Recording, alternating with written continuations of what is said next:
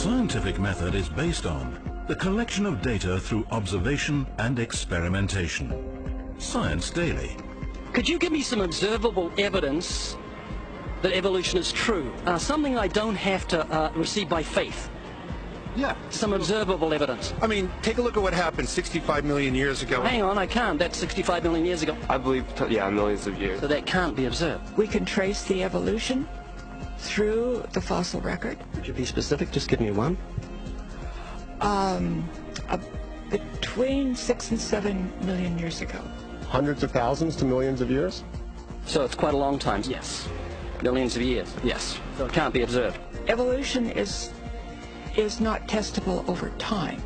We are condemned to live only for a few decades, and that's too slow, too small a time scale to see evolution going on. Richard Dawkins. We see nothing of these slow changes in progress until the hand of time has marked the lapse of ages. Charles Darwin. You've got the canine kind, the coyote, and the domestic dog, and there's the feline kind, which is the cats, the tiger and the kitten, and you've got humankind. So Darwin said there'd be a change of kinds over many years, so could you give me one example of observable evidence of a change of kinds? So, for instance, the fossil record shows the common ancestors of all carnivores, that cats and dogs were once linked, once united by a common ancestor. How long ago? This, I believe, was like 60 million years ago. I don't want something I have to accept by faith. I want it to be observable. Observable evidence. Well, I mean, if you're just asking me here on the street, there's not really much I can tell you in terms of observable evidence. Like, we would have to really examine existing data to draw conclusions of our own. I would have to have faith in. We would have to have some amount of faith. Can you think of any observable evidence for Darwinian evolution where he said there'd be a change of kinds? Monkey to man, is that what you're talking about? Yeah, a change of kinds. I don't really believe there's any proof for that yet. Wild monkeys are the only ones with the 5th digit, like we have. Koalas have a 5th digit. Did you know that? I didn't know that. Think we were evolved from koalas? No. When I went to Washington D.C., I saw they had a whole exhibit just on In the Smithsonian? Yeah, in the Oh Smithsonian. wait, so that is just like some stuffed dummies, like standing around a fire. I know that everyone talks about the missing link for humans and whatnot. I believe that there are connections that are out there that we haven't found yet. I'm going to trust what those experts did.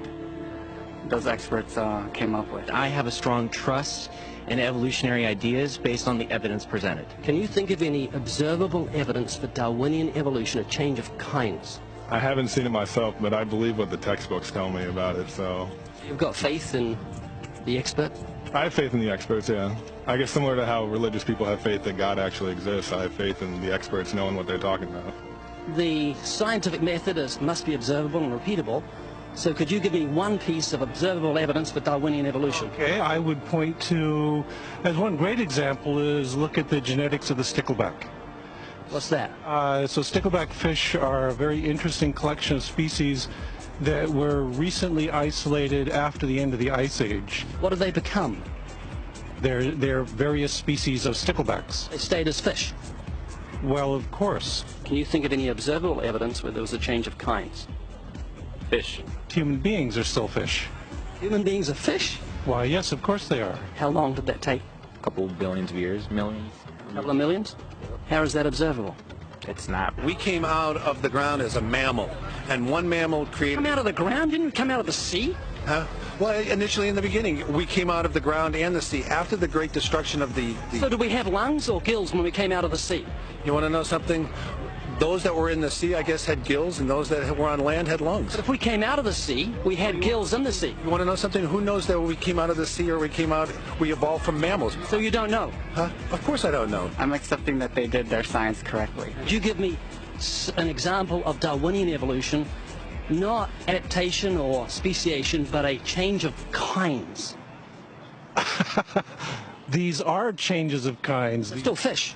They're distinctly different fish. We have thousands of examples. Can you give me one? I can give you thousands. Just one. For instance, I would say look at Lenski's experiments with bacteria then. So what did the bacteria become? The bacteria are still bacteria, of course. That's not Darwinian evolution. That's not a change of kinds, is it? It is a change. It is a change in the genetic makeup of the bacteria, which is still bacteria. So what did the bacteria become? A new kind of bacteria. So It's still bacteria. There's no change of kinds. To summarize, the observable evidence that you give me for Darwinian evolution is bacteria becoming bacteria. No, it is bacteria acquiring new metabolic capabilities. You said before that there is lots of evidence for evolution. I just want one observable evidence for Darwinian evolution, No, just one. But I gave you some. You don't want. Not some, I want one. Wait, you don't want that. I want one. Yes, I do. I'm pleading with people. You asked me to tell you. You asked me to tell you when I've watched one species evolve into another. Isn't that right? No, one kind into another. There's 14 different definitions of species. So I want a change of kind. When you're talking about kinds or change in families, you're actually talking about macroevolution. You're talking about changes on the level that separate, say, cats from dogs. Could you give me any examples of Darwinian evolution? Well, when you say examples of that, then you have to sort of look at over a longer time frame. It has nothing to do with faith. Faith is something that I have to, unseen, I have to believe in. That's it, unseen. Look, do you believe evolution? Of course I do. Are you a believer in evolution? Yes, I am. When did you start to believe evolution? I started to believe evolution when I started to think out for myself. Is evolution a belief?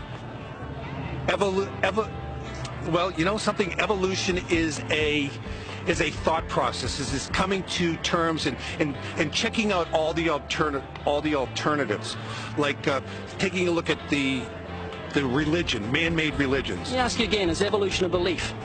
No, evolution is. Well, yeah. In a word, yeah, I could say it could be a belief. When you say change of kind, you mean the evolution of one species from another or to another? Yes, we have that in action actually in the Galapagos. Could you give me one instance? Yes, we have an example from a group of birds called Darwin's finches. You take a look at the difference between the finches on the islands that all started out. I mean, that's very, very observable. That's not Darwinian evolution. There's been no change of kinds. What do the finches become? They become genetically new and anatomically new, recognizably different species. So they're still finches? Well, of course they're still finches, yes. There's no change of kind. Little birds that he had observed. What did they become? Their beak shapes. They're still birds. Yes. 3 finches that turn into different types of birds. They're still finches. Well, for example, Darwin and his study on evolution of the birds on the island that he went on to there. Their beaks changed? Their beaks. They're still birds. There's no change of kinds. That's within the kind. Evolution on the beaks. So that's called adaptation. It's not Darwinian evolution. There's no change of kinds. There's no different animal involved. I want something that shows me Darwin's belief in the change of kinds is scientific. Darwin spoke of a change of kind. Can you think of any observable evidence for Darwinian evolution where there's a change of kind? Change of kind.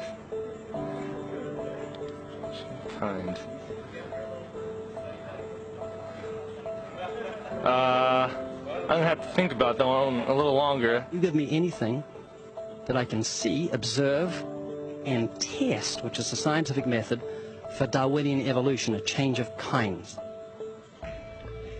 Test and observe.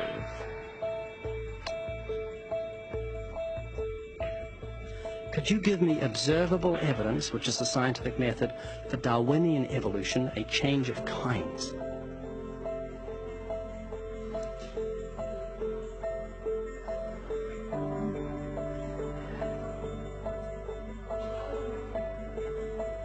Okay, I gotta think about it. So you want the evidence of it? I would say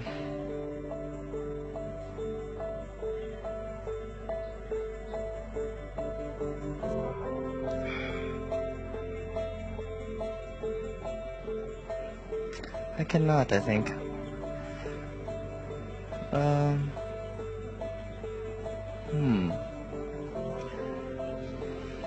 It's a hard question, actually.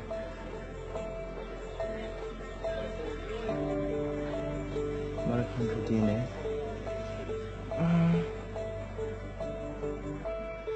So, can you repeat the question again? Could you give me any observable evidence, just one, for Darwinian evolution? let me think about that for a sec.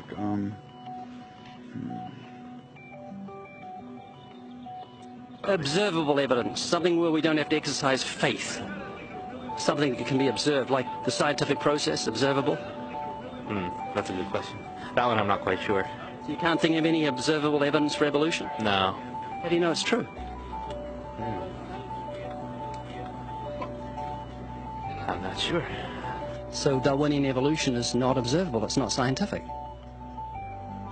I guess so. So it's unscientific, you can't prove it. Scientific, actually. You could prove it. It could be proven, just... Do it for me. That's hard. That's just too broad of a... It's unobservable, that's why you need millions of years. Yes, exactly. You're trusting the biology majors and the biology professors know what they're talking about, and they can't even give me evidence of a change of kinds. Well, then there isn't one. If they don't give it, then I wouldn't say there was. Yeah. I just go on what I've seen and what I've learned from class. So you believe? Yeah. You know what that's called? What? Blind faith. Blind faith. Faith is the great cop-out, the great excuse to evade the need to think and evaluate evidence. Richard Dawkins. Do you believe in intelligent design? Of course not. Do you think everything is intelligently designed? No, I don't believe that things are intelligently designed. Okay, you seem like an intelligent person, so I'm going to ask you something. I'd like you to make me a rose, okay? How would you make a rose? I don't have the capabilities to do that. Hang on. No, it's not intelligently designed, so you should be able to whip me up a rose real quick. Do you believe a rose is intelligently designed? Definitely not. In order for me to know what to make, I have to know what a rose is. Well, it's got a seed, so you've got to start with nothing and you've got to create a seed from nothing. Oh. Can you do that? No, I can't. Could you make a rose from nothing? No. Can't really make something from nothing. It's just basic, science. A rose from nothing? A rose. Just like, I can't, honestly. Why not? Me, I have no supernatural abilities. All the geniuses in the world can't make a grain of sand from nothing. We don't know where to start. I can't. Why not? I don't have millions, billions of years. That would be physically impossible. I mean, I would have to. That's not possible. So how could you say everything's not intelligently designed? Where does that leave you on the scale of intelligence if you say everything's not intelligently designed and you can't even make a rose? Why do you think there's no one teaching intelligent design at UCLA? Because they're not allowed to. We can teach anything we want. There's a reason intelligent design isn't taught in our learning institutions. According to physicist Victor Stenger, the legal staff of Freedom from Religion Foundation, a church-state watchdog group, has had remarkable success in convincing many institutions, such as school boards and town councils, that they are breaking constitutional law when they sponsor sectarian activities. That includes intelligent design.